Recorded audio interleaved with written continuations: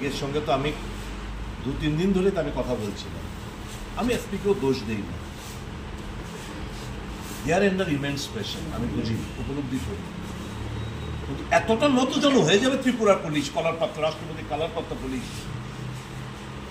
এতটা মেরুদণ্ড ভেঙে চুরমার হয়ে যাবে আমাদের রাজ্যের পুলিশের, এটা দুঃস্বপ্ন বলে আমরা ভাবিনি কখন। পুলিশ আঘাতপ্রাপ্ত, মৃদু লাঠিচার্জ করে ডিসপার্স করার কোনো অর্ডার নেই। পুলিশের সামনে আমাদের প্রার্থীদের মাথা ফাটছে, লাঠি পেটা করছে, হাত ভাঙছে। আমি 7 বারের বিধায়ক, আমি আক্রান্ত, কোনো ভূক্ষেপ নেই। জনতা ত্রিপুরা রাজ্যের মানুষ বিচার করবে, বিবেচনা করবে কাদেরকে আমরা এনে বসিয়েছি। আমিও ভুল করেছি, পাপ করেছি, পাপের প্রায়শ্চিত্ত করছি। আমি বিজেপির বন্ধুদের বলবো, use and throw is their politics. ব্যবহার করো, ছুটে ফেলে দাও।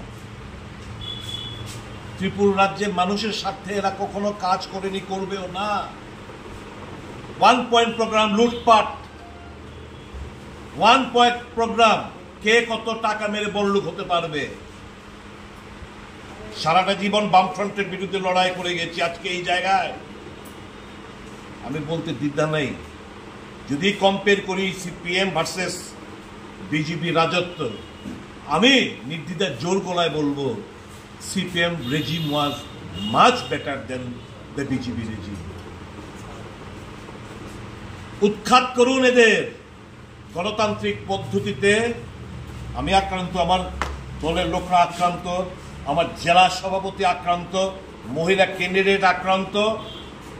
রাজনীতি করে হতেই পারে, লড়াইতে মানুষ যে আক্রান্ত, তার বিরুদ্ধে লড়াই করতে গিয়ে আজকে আমরা আক্রান্ত। সবাই মিলে ভয় পাই না। কেউ যদি ভেবে থাকে এই সমস্ত অশ্রাব্য গালাগাল করে, ইট পাটকেল ছুঁড়ে, মাথা ফাটিয়ে, হাত ভেঙে আমাকে বারংবার ইনজোর্ড করে আমরা পিছুপা হয়ে যাব, নেবার। লড়াই সমান তালে চলবে, চিহ্নিত করে রাখছি। সাংবাদিক বন্ধুদের ওখানে যেতে দেয়নি, কেউ রেকর্ড করতে পারে না,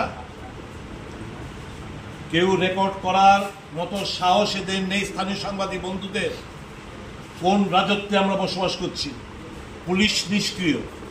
কোর্টে গেছি, হাইকোর্টে ঠিক অর্ডার পাইনি, কারণ এরও নত জানো মোদির জামানায়, পুলিশ নত জানো, জুডিশিয়ারি নত জানো, মিডিয়া নত জানো, তাহলে গণতন্ত্র 4 এক্সিকিউটিভ নত জানো।